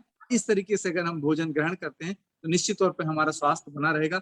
और रोगी स्थिति में तो हमें 33% कम भोजन ग्रहण करना चाहिए, 67% ही भोजन ग्रहण करना चाहिए। तो ये महत्वपूर्ण बात यहाँ पे आपकी, बहुत महत्वपूर्ण बात डॉक्टर दुबे जी, जिसको मैं सुनना भी चाह रहा था कि भोजन करने का, हम तो जनरली स्वादिष्ट भोजन आ गया, प्रिय भोजन आ गया तो गले तक खाते हैं, पेट तो अलग की बात है। तो आपने एक बात अच्छी कर दी है कि लगभग 25% हिस्सा खाली छोड़ देना चाहिए। यहीं पे मन की आ गई। अब एक बात और है, मैंने कभी किसी किताब, नैतिक शिक्षा किताब की शायद स्कूल में पढ़ा था कि जैसा भोजन होता है वैसा ही शायद विचार भी आ जाते हैं। एक किसी महात्मा की कहानी थी, राजा के यहाँ जाते हैं और वो भोजन कर लेते हैं और विश्राम करने लगते हैं ब्राह्मण देवता। उसी समय उनकी निगाह एक मालाओं पे पड़ती है और वो चुपचाप उस माला को अपने पॉकेट के अंदर डाल करके निकल जाते हैं। राजा को बड़ा आश्चर्य होता है कि ये माला मेरी निकली कहाँ से कहाँ चली गई। कुछ देर सर्च करवाने के बाद में जब वो पाचन हो जाता है, पूरा मल त्याग हो जाता है, तो ब्राह्मण देवता को ज्ञान आता है कि मैंने गलती कर दी। राजा के पास जाता है और बात करते हैं, तो बोले राजन कुछ भी भोजन जो मैंने आपके यहाँ खाया है वो जरूर जरूर किसी न किसी चोर का दिया होगा। और जब राजा उसकी तहकीकात करवाते हैं तो मालूम चलता है जी हाँ, जो गठरी आई थी उसमें एक चोर से जो वसूला गया था उस अन्न से भोजन इनको कराया गया था। एक ऐसी कहानी मैंने पढ़ी थी। तो ये एक विचार आहार का विचार से शायद संपर्क है। तो मैं अब डॉक्टर अनिल गुप्ता जी के पास चल लूंगा इस विषय को लेते हुए। मेरा प्रश्न डॉक्टर गुप्ता जी ये आएगा कि आहार की बात हो गई, पाचन की बात हो गई, ये विचार जो आते हैं, किसी को अचानक क्रोध आने लगता है बहुत ज्यादा, वो कई बार अपने आप को कुछ भी नहीं हो, अकेला एकांत बैठता, डिप्रेशन भी होता है। अच्छा पहले दुबे जी पहले आप ही से ले लेते हैं, यह कैसे आता है, फिर इसका जवाब मैं होलिस्टिक में भी लूंगा। जी, चूंकि आपने एक अच्छी चर्चा रखी तो मुझे बीच में रोकना पड़ रहा है, क्षमा चाहूंगा सर, अनिल सर। जी करण यस बोलिए। जी, ये अभी पांडे सर ने कहा कि भोजन का मन पे कैसे प्रभाव पड़ता है। आयुर्वेद कहता है कि आहार शुद्ध हो, सत्व शुद्ध हो, सत्व शुद्ध हो ध्रुवा स्मृति। अगर आहार शुद्ध होगा तो सत्व शुद्ध होगा। आहार का जो पचन है, भारतीय विज्ञान में आहार सिर्फ उदर के भरण के लिए या शरीर के पोषण के लिए नहीं लिया जाता। अगर आहार का सम्यक पाचन होता है तो इसकी एक क्रम है। अगर आहार का सम्यक पाचन होता है तो उससे हमारे धातुओं का पोषण होता है। धातुओं का जब पोषण होता है तो धातुओं के सार बनते हैं। जब धातुओं का सार बनता है तो उन सभी सारों से मिलकर सत्व सार बनता है। और वो जो सत्व होता है उसके अंदर मन, बुद्धि, अहंकार तीनों समाहित होता है। तो सही बुद्धि, सही अहंकार और सही मन कहाँ पे लगेगा और किन विषयों को ग्रहण करेगा, यहाँ आहार अन्नमय कोश से आनंदमय कोश की गति जो गीता में बताई गई है वो यहाँ तक भारत का विज्ञान आहार को ले जाता है। इसलिए भारत में आहार के पचन की व्यवस्था तो सूक्ष्म शरीर के पोषण तक है। अर्थात जो सर कह रहे थे कि मनोवृत्तियां या जो कुछ भी मानसिक, जो इरिटेशन, जो क्रोध, जो अत्यधिक अवसाद, ये सारी स्थितियां आ रही वो आहार में छुपी हुई हैं। अगर आहार को ही सही कर दिया जाए तो जो आपकी बात है बिल्कुल कि वो जो महात्मा जी के साथ हुआ वैसी स्थितियां ही हम आम जनमानस में फैला सकते हैं, लोगों को सात्विक या सही आहार देकर। डॉक्टर गुप्ता जी, आहार, व्यवहार, विचार, विहार सब कुछ बिगाड़ दिया हमने, सब बिगड़ा हुआ है जी। केवल आहार ही नहीं, अगर मेडिकल साइंस के पॉइंट ऑफ व्यू से समझें तो माइंड मूड एंड फूड, ये तीनों जुड़े हुए हैं। अगर आपका पेट डिस्टर्ब है तो आपका मूड डिस्टर्ब होता है। मेडिकल साइंस इसको इस तरीके से बोलता है। क्यों? क्योंकि वेगस नर्व जो होती है वो ब्रेन से स्टार्ट होकर पूरे जीआईटी को सप्लाई करती है। और जब आप अनहेल्दी फूड खाते हैं, जंक फूड खाते हैं, तो आपके जो बैक्टीरिया हैं, गट बैक्टीरिया, वो डिस्टर्ब हो जाते हैं, जिससे आपका पेट डिस्टर्ब होता है। पेट डिस्टर्ब हुआ तो मूड डिस्टर्ब हुआ। ये तो मेडिकल की बात हुई। लेकिन जो एनर्जी मेडिसिन है वो बताता है कि जो हमारा जीआईटी है, डाइजेस्टिव ट्रैक्ट है, उसके अंदर नर्वस टिश्यू है, यानी उसमें सोचने की क्षमता है। और जो चक्र होता है, कौन सा, सोलर प्लेक्सिस, मणिपुर चक्र, उसको छोटी आंख कहा गया है, उसमें देखने की क्षमता है। थर्ड आई, अलग आई है वो, एक आई थर्ड आई होता है। और दूसरा यहां से भी हम देखते हैं, गट फीलिंग बोलते हैं ना, फिर वो गट फीलिंग अच्छी नहीं आ रही, डिसीजंस बहुत बार आप यहां से लेते हैं, यहां से नहीं लेते। यानी कहने का मतलब यही तो है, मैं तभी तो इंटीग्रेशन की बात कर रहा हूं कि बहुत सारी साइंसेस ऐसी हैं जिन्हें हमें जोड़कर हमें ह्यूमन बीइंग को समझना होगा। ह्यूमन बीइंग एक बहुत बड़ा स्ट्रक्चर है। According to quantum medicine, human being made up of 5 layers. कौन सी 5 layer? First layer is physical body, अन्नमय कोश। Second layer is energy body, प्राणमय कोश। Third layer is mental body, मनोमय कोश। फोर्थ लेयर इज विज्ञानमय कोश, wisdom body. And fifth is the soul, bliss. लेकिन अभी तक हम केवल एक कोश की बात करते हैं, इसीलिए हम ह्यूमन बीइंग को नहीं समझ पाते। अब ये जो परेशानियां है मनोमय कोश में है, और अन्न अगर आपने गलत खाया तो मन भी खराब होगा, ये भी कनेक्टेड है। अगर इन सारी साइंसेस को समझना है, यानी कि अगर ह्यूमन बीइंग को कंप्लीट समझना है और मेटाफिजिकल एस्पेक्ट को समझना है, तो क्वांटम फिजिक्स एक ऐसी साइंस है जो साइंटिफिक वे में हमें ये समझाती है कि ह्यूमन बीइंग फिजिकल बॉडी के बियॉन्ड बहुत सारा बायोफील्ड्स हैं, और इस बायोफील्ड में ये जो लेयर्स हैं एनर्जी की, ये हमारे मेटाफिजिकल एस्पेक्ट्स हैं। चाहे हम उसको बुद्धि कहें, चाहे उसे हम मन कहें, चित्त कहें, या चक्रास कहें, नाड़ियां कहें। तो ये सब जो बातें, नाड़ी, चक्रास, मन, चित्त, बुद्धि, आत्मा, ये जो हमारे वेदों में कही गई हैं, ये साइंटिफिक हैं, फिलोसॉफिकल नहीं। ये बात आपको क्वांटम फिजिक्स प्रूव करता है। अकॉर्डिंग टू क्वांटम फिजिक्स हमारे चारों तरफ बायोफील्ड होते हैं और उसमें एनर्जी और इंफॉर्मेशन होती है, और आप उस एनर्जी और इंफॉर्मेशन से बहुत सारी चीजों को ठीक कर सकते हैं, डिजीज को ठीक कर सकते हैं, माइंड की साइकोलॉजिकल इश्यूज को ठीक कर सकते हैं। देखिए, कई बार साइकोलॉजिकल पेशेंट्स आते हैं, हम उनकी मेंटल काउंसलिंग नहीं करते और ना ही उन्हें कोई माइंड की मेडिसिन शुरू करते, लेकिन उनका जो सेकंड लेयर है एनर्जी बॉडी, उसके ऊपर काम कर देते हैं। जो चक्र होते हैं वो हमारे फिजियोलॉजी और साइकोलॉजी दोनों को डैमेज करते हैं, दोनों को अफेक्ट करते हैं। अगर चक्र गड़बड़ है, आपका ऑरा डैमेज है, आपकी नाड़ियां ब्लॉक हैं, तो वो आपके फिजिकल बॉडी में डिजीज लेकर आएंगी और मेंटल लेयर में साइकोलॉजिकल प्रॉब्लम लेकर आएंगी। तो एनर्जी मेडिसिन एक ऐसा सब्जेक्ट है जो इसको ठीक करना सिखाता है कि कैसे आप ऑरा को ठीक करें, कैसे अपने चक्रों को बैलेंस करें।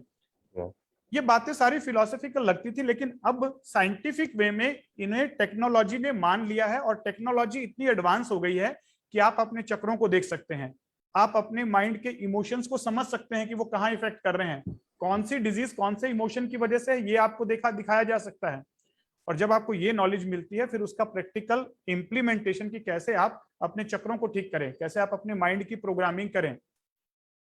इसीलिए मैं कह रहा हूं ना कि इंटीग्रेशन के हमें अंदर बहुत सारी साइंसेस को ऐड करना होगा। पहली साइंस है लाइफस्टाइल की साइंस, प्रिवेंशन की साइंस, जिसमें आयुर्वेद आता है। डिटॉक्सिफिकेशन की साइंस, जिसमें फिर अगेन से आयुर्वेद आता है, क्योंकि आयुर्वेद पंचकर्म डिटॉक्सिफिकेशन को हेल्प करता है। इसलिए हमने पॉजिटिव हेल्थ जोन में आयुर्वेद और नेचुरोपैथी को one of the major system बनाया इंटीग्रेशन का। लेकिन केवल उतने से काम नहीं चलता, हमें ये चक्र विज्ञान को समझना होगा, क्योंकि ऑरा क्या है, चक्र क्या है, क्या ये एक्चुअल में एग्जिस्ट करते हैं। सियोल यूनिवर्सिटी में ये प्रूव हो चुका है कि प्राइमोवेस्कुलर सिस्टम है हमारे बॉडी के अंदर, ना वो ब्लड वेसल्स है, ना वो नर्वस सिस्टम है, ये एक नया सिस्टम है जिसके ऊपर रिसर्च जारी है, और इनका डायरेक्ट लिंकिंग हमारे नाड़ीज के साथ है, हमारे चक्रों के साथ में है। तो मैं ये सारी नॉलेज एक छोटे सेशन में नहीं दी जा सकती, लेकिन इस सेशन का मतलब ये है आपको अवेयर करना। ये सारी बातें फिलोसॉफिकल नहीं, प्रैक्टिकल हैं, साइंटिफिक हैं, लेकिन इसे समझना होगा और प्रैक्टिकल वे में इस नॉलेज को हमें डे टू डे लाइफ में इंप्लीमेंट करना है खुद के लिए, और अपने आने वाली पीढ़ियों को इसे समझाने की जरूरत है। तब हम एक इंटीग्रेटेड हेल्थ केयर मॉडल को प्रैक्टिकल वे में यूज कर पाएंगे। जी डॉक्टर साहब, बहुत अच्छी बात है। और इतनी बड़ा जो ह्यूमन साइंस है, ह्यूमन को समझना मुश्किल ही है, इतना आसान नहीं होता, क्योंकि मानव अपने आप में ईश्वर के बाद दूसरा रूप है। क्योंकि उसके पास सबसे बड़ी चीज है जो बुद्धि है, जो शायद किसी ईश्वर के पास ही थी। इसके बाद किसी भी जानवर के पास या किसी भी जो जीव है उसके पास में बुद्धि का इतना बड़ा भंडार नहीं है। इस बात से हम सहमत हैं। लेकिन अभी अब चर्चाएं रहेंगी, एक प्रकार से ये हमारा सेशन इंट्रो सेशन ही है। आगे हम और भी विषय में आपके साथ में चर्चाएं करेंगे और भी चिकित्सा खाएंगे। लेकिन अभी आपने बातों बात में जब आप पूरे फिजिकल, इमोशन, मेंटल, विजडम और सोल की बात कर रहे थे, तो आपने एक शब्द उपयोग किया, ऑरा। हाँ, चलते फिरते में हम लोग जरूर ये बातें करते हैं और सुनते भी हैं कि उसका ऑरा यार इतना गजब का है। बट सर, थोड़ा सा यहाँ पे हम समझना चाहेंगे ऑरा है क्या चीज। ऑरा, हाँ, साइंटिफिक वे में समझे तो बायोफील्ड, आपके चारों तरफ एक बायो इलेक्ट्रोमैग्नेटिक फील्ड है, क्योंकि हर सेल, हर ऑर्गन का अपना एक इलेक्ट्रिक एनर्जी है, और ब्रेन और बॉडी का अपना एक बायो इलेक्ट्रिकल फील्ड है, उसे ही हम ऑरा कहते हैं। जब आपका इंटरनल इन्वायरमेंट, बॉडी का इंटरनल इन्वायरमेंट एकदम हेल्दी होगा, हार्मोनियस होगा, तो आपका बायोफील्ड भी अच्छा होगा। और इसीलिए कहा जाता था जो सन्यासी लोग होते हैं, जिनका माइंड शांत होता है, जिनका लाइफस्टाइल अच्छा होता है, बॉडी हेल्दी होती है, उनका ऑरा अच्छा होता है, तेजस्वी, ओजस, तेजस कहा जाता नहीं, ओजस्वी बालक है, तेजस्वी बालक है। मतलब ओजस मतलब उसका स्टेमिना अच्छा है, तेजस मतलब उसका माइंड अच्छा है। लेकिन अगर इसे हम एनर्जी मेडिसिन के हिसाब से भले कहें तो हम उसे कहते हैं कि इसका ऑरा अच्छा है। ऑरा एक वैदिक साइंस का नाम है, लेकिन अगर हम इसको एनर्जी मेडिसिन के पॉइंट ऑफ व्यू से कहें तो बायोफील्ड अच्छा है। और ये बायोफील्ड आपकी बॉडी से करीब करीब कुछ मिलीमीटर से लेकर 6 फीट, 8 फीट, 10 फीट, 15 फीट तक रहता है। कई बार आपको एहसास होता है ना कि आप रूम में बैठे हैं, जैसे एक व्यक्ति ने एंटर किया तो उस पूरे रूम का माहौल गड़बड़ हो गया। क्यों? क्योंकि उसका जो बायोफील्ड था उसमें बहुत सारी नेगेटिव एनर्जी थी और उसने पूरे रूम की एनर्जी डिस्टर्ब कर दी। और कई बार उल्टा भी होता है, आप रूम में बैठे हुए हैं, सब लोग डाउन डाउन फील कर रहे थे, एक स्पीकर आया, एक पर्सन आया, उसने उस रूम को चहका दिया एकदम से, क्योंकि उसका बायोफील्ड जैसे एंटर हुआ तो पूरे रूम की एनर्जी चेंज हो गई। अच्छा, ये सारी बातें सुनने में अच्छी लगती हैं और लोग कहते हैं सर ये फिलोसॉफिकल बातें हैं, ये प्रैक्टिकल नहीं है, साइंटिफिक नहीं है। मैं कहता हूं आप मेरे पॉजिटिव हेल्थ जोन आइए, हमारे पास बहुत सारी मशीनें हैं ऑरा चेकिंग की, और वो साइंटिफिक हैं। Bio electronic photonic emission, electron photonic emission के द्वारा क्रिलियन फोटोग्राफी का जो एडवांस वर्जन है, जीडीवी मशीन, जिसके द्वारा हम आपका ऑरा दिखा सकते हैं। और आप देख सकते हो कि ऑरा के अंदर में एनर्जी इंफॉर्मेशन है और बहुत सारी और इंफॉर्मेशन है जो आपकी हेल्थ से रिलेटेड हो सकती है, जो आपको फ्यूचर में ये भी बता सकती है कि आपका कौन सी डिजीज आने की संभावना है, कौन से ऑर्गन का एनर्जी लेवल कम हो गया है जो फ्यूचर में डिजीज लेकर आएगा। यानी इसे हम हेल्थ में भी यूज कर सकते हैं, एक अपनी पर्सनल डेवलपमेंट के लिए, दूसरा हेल्थ के पॉइंट ऑफ व्यू से, और तीसरा जो आप अगर स्पिरिचुअल डेवलपमेंट चाह रहे हैं कि मेरे चक्र अच्छे हैं तो मैं स्पिरिचुअलिटी में आगे डेवलप करना चाह रहा हूं, उस लेवल पर भी जा सकते हैं अपने ऑरा को समझकर। डॉक्टर साहब ये तो ठीक है, लेकिन मुझे ये भी बताएं, जैसे अब आपने कहा कि कोई व्यक्ति आता है तो उसका ऑरा इतना अच्छा होता है कि सब लोग पॉजिटिव हो जाते हैं, और कुछ आते हैं तो वो आपको भी निगेटिव कर देते हैं। ये पॉजिटिव और निगेटिव का ऑरा क्या चीज है? आपको दिखा दूं मैं, ज्यादा अच्छा रहेगा? सर ठीक है, तो बेटर है कि इसका आंसर थोड़ा सा और देख लेते हैं एक हम भी। हाँ, इसमें देखिए मैं आपको स्कैनिंग की रिपोर्ट्स दिखा रहा हूं जी, क्या होता है ऑरा और कैसे मैं उसको आइडेंटिफाई करता हूं।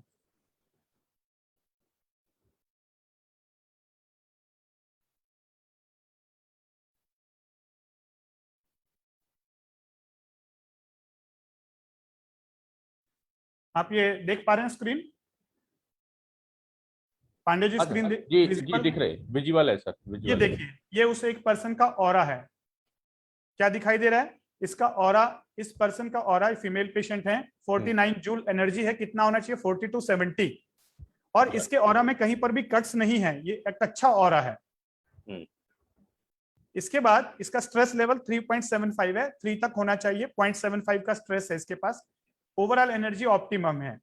मैं आपको और एक ऑरा के साथ साथ एक चीज और दिखाना चाहूंगा, चक्र। क्या चक्रों को देखा जा सकता है? ये देखिए, जिन चक्रों की हम बात करते थे आज उसे हम प्रैक्टिकली देख सकते हैं, और ये पूरा साइंटिफिक है जी, कि एक एक चक्र की एनर्जी कितनी है और इनका अलाइनमेंट कितना है। सेंट्रलाइज्ड होने चाहिए, लेकिन ये डिस्टर्ब है थोड़े थोड़े, और इनका अलाइनमेंट 82% है।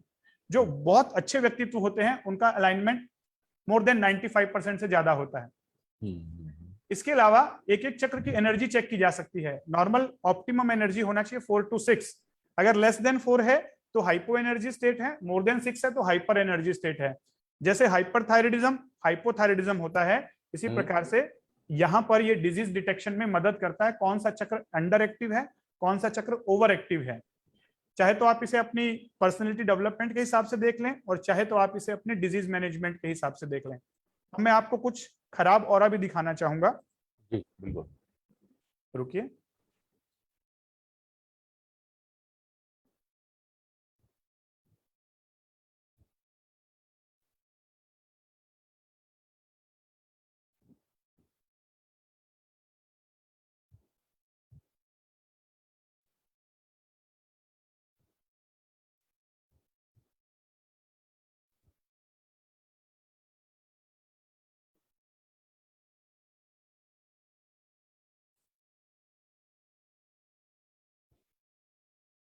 देख पा रहे हैं आप? जी सर बिल्कुल। ये देखिए आप, एक पर्सन का, एक मिनट में से जूम कर रहा हूं, ये देखिए, ये है स्ट्रेस पर्सन का ऑरा, पूरा खाली हो गया है, बीच बीच में गैप आ गए हैं, और ये आने वाले समय में बहुत सारी डिजीज लेकर आएंगे। ये एक हेल्दी पर्सन का ऑरा, शायद आपको समझ में आया। और दिखाना चाहूंगा कुछ, बिल्कुल एक तरफ फिल अप है, इसमें कुछ कुछ जगहों पे गैपिंग है। ये देखिएगा एक और, ये देखिए, अगर आप अपनी हीलिंग करते हैं मेडिटेशन साइंस से, तो कैसे बिफोर हीलिंग आपका ऑरा कैसे था, और 2 सेशन हीलिंग के लेने के बाद, मेडिटेशन करने के बाद आपके ऑरा में क्या चेंजेस आते हैं। एक चीज और दिखाना चाहूंगा आपको, ये चक्र, चक्र कैसे अलाइन होते हैं। ये देखिए, अनहेल्दी पर्सन, इसका ऑरा डिस्टर्ब है।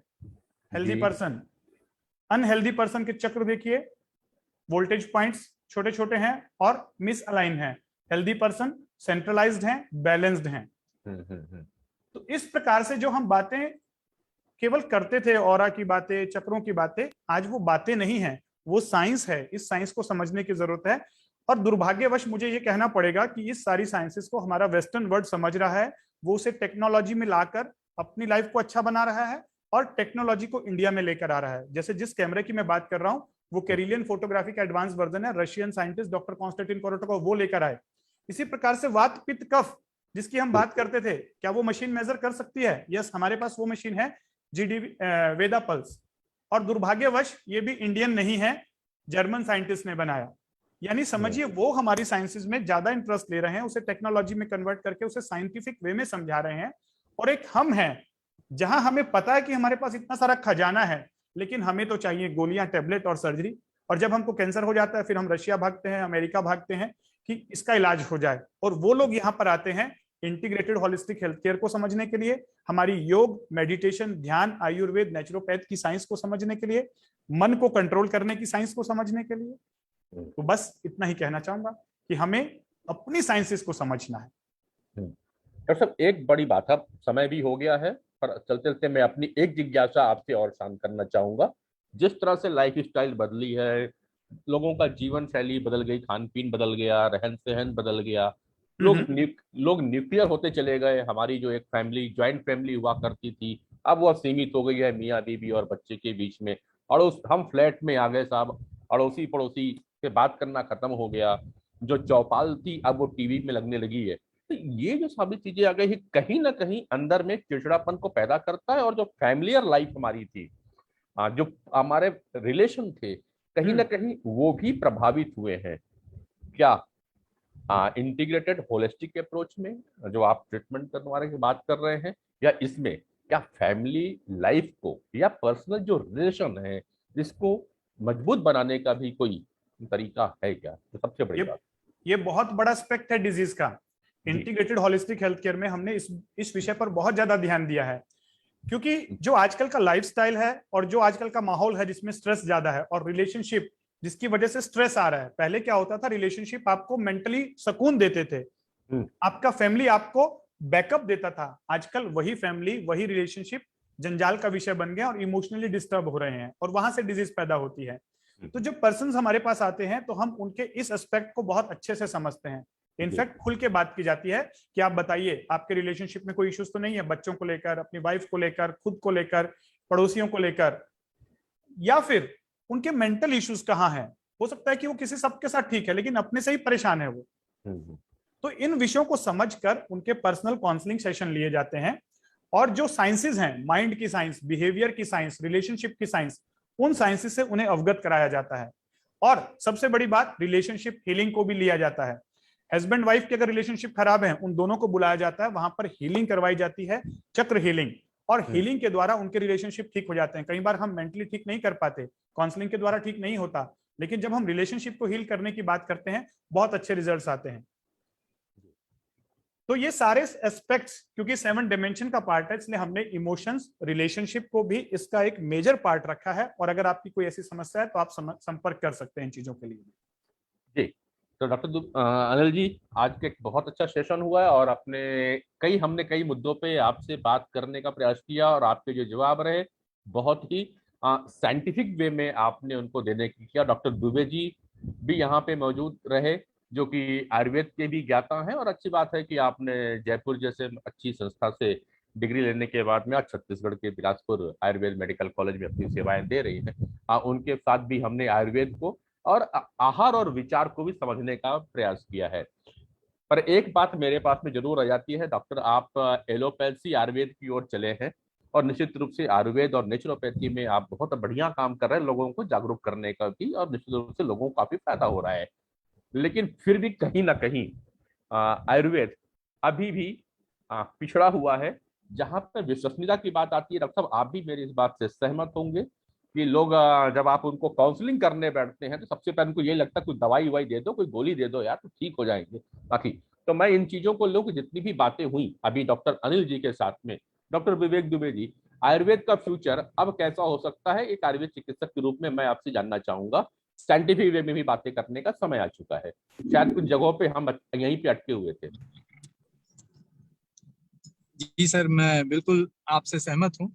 बहुत सारी चीजों में समयानुरूप परिवर्तन के साथ बहुत सारी स्थितियां बदल रही हैं, आयुर्वेद में बहुत सारे चीजों का बदलाव हो रहा है, क्योंकि अभी हमारे व्यवसाय या हमारे कार्य बदल गए हैं, तो उसके वजह से हमारे रोगों की स्थितियां भी बदल गई है। तो इस तरीके से रिसर्च में भी बहुत सारे बदलाव हो रहे हैं और आयुर्वेद उसको अपने साथ जोड़ भी रहा है, अपना भी रहा है। तरह तरह के रिसर्च इंस्टीट्यूट आयुर्वेद के साथ बने, central institute of Ayurveda and सिद्धा CCRS बना। अभी रीजनल लेवल पे भी इसके जगह जगह पे संस्थाएं हैं। इसी तरीके से फार्मको विजिलेंस, जो कि आयुर्वेद की दवाओं को किस तरीके से देखा जाए, उनके साइड इफेक्ट्स या उनके जो एडल्ट्रेशन है उनको कैसे कम किया जाए, इन सब चीजों के ऊपर भी एक नियंत्रण का कानून आया। तो इस तरीके से आयुर्वेद में भी बहुत सारे परिवर्तन समय के अनुसार हैं। निश्चित तौर पे और होने चाहिए, इतने होने चाहिए कि आम लोगों तक ये मुख्य विज्ञान के रूप जिन डॉक्टर दुबे जी, आप कि वो इसको अपने जीवन या अपने स्वस्थ रहने का प्रमुख हिस्सा बना सके। कुछ डिस्टरबेंस आ रहा है डॉक्टर दुबे जी, मैं यहाँ पे आपको थोड़ा सा रोकना चाहूंगा। और चूंकि अब घड़ी हमें इशारा कर रही है आज की चौपाल को यहाँ पे रोकने के लिए, लाइफ कैंपस से चौपाल जारी था और आगे आने वाले समय में हम डॉक्टर अनिल गुप्ता जी के साथ में holistic integrated holistic health care के ऊपर में और भी चर्चाएं करेंगे, कुछ बीमारियों को लेकर की भी चर्चाएं करेंगे आने वाले समय में। और खास बात आती है जो रिलेशन की है, और जो डॉक्टर साहब ने एक बात कही जिसको हम और जानना चाहेंगे, वो है ऑरा। ऑरा के ऊपर में डॉक्टर साहब मेरे पास में बहुत सारे अभी जिज्ञासाएं मेरे दिमाग में आ रही हैं, लेकिन समय मुझे परमिशन नहीं दे रहा है आपसे चर्चा कर पाने के लिए।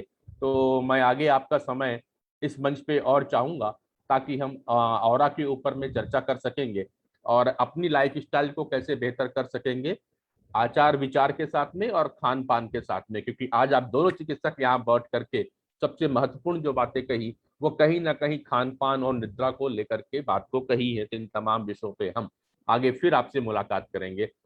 यह प्रोग्राम फेसबुक लाइव पे लगातार जारी रहता है। प्रोग्राम आपका फेसबुक लाइव पे देख रहे हैं। यदि किसी भी प्रकार की जिज्ञासाएं आपके मन में है, डिस्प्ले पे डॉक्टर अनिल गुप्ता जी का नंबर मौजूद है, आप वहां पे उनसे डायरेक्ट बात कर सकते हैं। या किसी को कोई और जानकारी लेनी है तो चौपाल में मेरा व्हाट्सएप नंबर मौजूद है, और साथ साथ में फेसबुक पे आप अपने प्रश्नों को, अपने कमेंट्स को जरूर भेजिए ताकि हम आने वाले समय पे आपके प्रश्नों के साथ में चौपाल और लाइफ कैंपस के साथ मिलकर के एक बढ़िया प्रोग्राम आपके पास ला सके ताकि आप अपने लाइफ स्टाइल में सुधार सके। जैसा कि डॉक्टर अनिल गुप्ता जी कहते हैं कि अब जिंदगी में स्टाइल भर रह गई है, लाइफ तो खत्म हो गई है। हम अपनी जिंदगी में लाइफ और स्टाइल दोनों को कैसे बचा के रखें, डॉक्टर अनिल गुप्ता जी के साथ में हम अगले प्रोग्राम में जरूर शामिल करेंगे और जरूर जानने का प्रयास करेंगे। आप सभी ने इस प्रोग्राम में स्थिरता बना रखी, बहुत से लोगों ने इस प्रोग्राम को देखा, बहुत सारे कमेंट्स मिले हैं। आप सभी को बहुत बहुत शुक्रिया, बहुत बहुत धन्यवाद और आप सभी का आभार। जितने लोग भी यहाँ पे जुड़े, मैंने बहुत से लोगों का नाम नहीं ले पाया। डॉक्टर रुपेंद्र जुड़े थे, डॉक्टर साहब M केलानी जी भी यहाँ पे थे, मेरे ख्याल से अगर पहचान पा रहा हूँ तो डॉक्टर मनोज चेलानी जी ही थे। तो मैंने बहुत से लोगों का समय अभाव के चक्कर में परिचय नहीं करा यहाँ पे और नाम नहीं ले पाया, उनसे क्षमा चाहता हूँ। और विशेष तौर पे डॉक्टर अनिल गुप्ता जी को और डॉक्टर विवेक दुबे जी को बहुत बहुत आभार व्यक्त करता हूँ कि आप इस तरह के प्रोग्राम किए। पांडे जी, एक चीज और कहना चाहूंगा लास्ट में जाते जाते जी, कि जो आपने ये जो चौपाल प्रोग्राम शुरू किया है, इसके लिए आपको बहुत बहुत बधाई। आपने खुद ही कहा कि बहुत सारी लाइफ के जो स्ट्रेस था, बहुत सारी जो समस्याएं थी, उनका समाधान चौपाल में हो जाता था पहले, इसीलिए बीमारियां कम होती थी। जी पांडे जी, आपने इस बात को समझा कि आज भी चौपाल की जरूरत है। वो फॉर्मेलिटी वाले प्रोग्राम तो बहुत सारे हो गए, फॉर्मेलिटी नहीं, हम बिल्कुल एक दूसरे के साथ आत्मीयता से जुड़ के, जैसे आपने आज बात की, जैसे डॉक्टर दुबे जी ने बात की, चौपाल आज के डेट में भी उतना ही इंपॉर्टेंट है। और ऐसे ही चौपाल पे जो आप प्रोग्राम लाते हैं, मैं पहले भी आपके साथ 2-3 बार जुड़ा, आपका जो बोलने का तरीका है और जो दिल से बात आप बोलते हैं, ये बहुत जरूरी है आज के समय में, क्योंकि बहुत सारी समस्याएं तो उसमें इंटीग्रेटेड होलिस्टिक हेल्थ केयर में एक ये थेरेपी का नाम है। अगर मैं कहूं आप अपने आप में एक थेरेपिस्ट हैं, अपने आप में एक डॉक्टर हैं, तो आधी प्रॉब्लम आप बातों से ही ठीक कर देते हैं। तो चौपाल को ऐसे जारी रखें ताकि बहुत सारी चीजें, दिल की बातें दिल तक पहुंच सके। थैंक यू सर, बहुत बहुत आभार आपका मेरी प्रशंसा के लिए। धन्यवाद सर। डॉक्टर दुबे जी, नमस्कार। नमस्कार सर, नमस्कार सर, सभी को नमस्कार, धन्यवाद बहुत बहुत।